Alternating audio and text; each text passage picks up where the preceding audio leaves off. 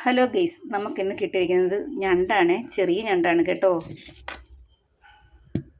നിങ്ങൾക്ക് എല്ലാവർക്കും ഇഷ്ടമായിരിക്കുമല്ലോ ഞണ്ട്. ഞങ്ങൾക്കും ഇഷ്ടമാണേ. അപ്പോൾ നമ്മളിന്ന് ഇതെന്താണ് ചെയ്യുന്നതെന്ന് നോക്കണ്ടേ? എല്ലാവരും വരുന്നേ. ഞണ്ട് ഫ്രൈ ഇഷ്ടമുള്ളവരെല്ലാം ഒന്ന് കമൻറ്റ് ചെയ്യണേ.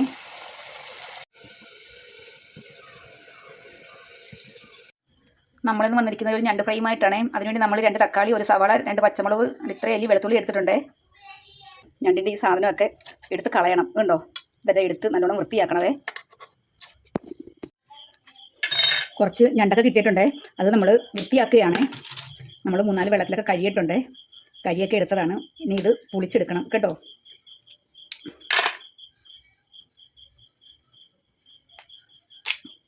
കണ്ട് ഇതിൻ്റെ 2 സൈഡിലുമുള്ള ഇതെടുത്ത് കളയണം കേട്ടോ.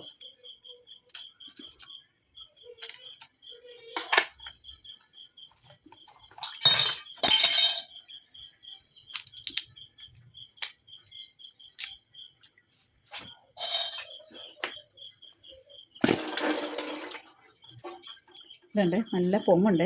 ചിലതിനൊക്കെ പൊങ്ങുണ്ട് കേട്ടോ, ചിലതിനൊന്നും പൊങ്ങില്ലേ. എല്ലാം ചെറിയ ഞണ്ടാണ്. നമ്മൾ കാലൊന്നും എടുക്കുന്നില്ല കേട്ടോ.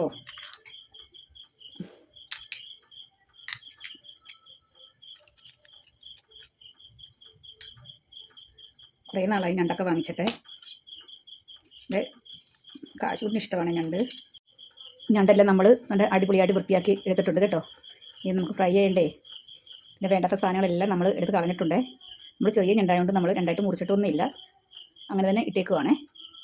കുക്കറിലിട്ടാണ് നമ്മൾ ഞണ്ട് വേവിച്ചത്. അതിന് വേണ്ടി നമ്മൾ ഉപ്പും മഞ്ഞൾപ്പൊടിയും കുരുമുളകും കൂടി ഇട്ടിട്ടുണ്ട്. ഒന്ന് വാടിയിട്ടുണ്ട്. ഇതിലോട്ട് തക്കാളി അരിഞ്ഞ് വെച്ചിട്ട് ഇട്ട് കൊടുക്കണം.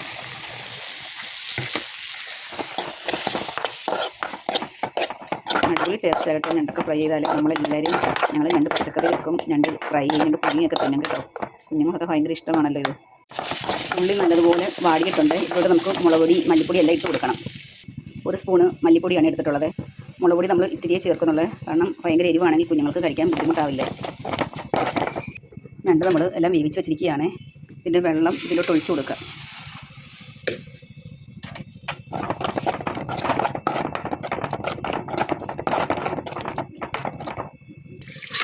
ഞണ്ട് ഇട്ട് കൊടുക്കുക ഇതിലോട്ട്.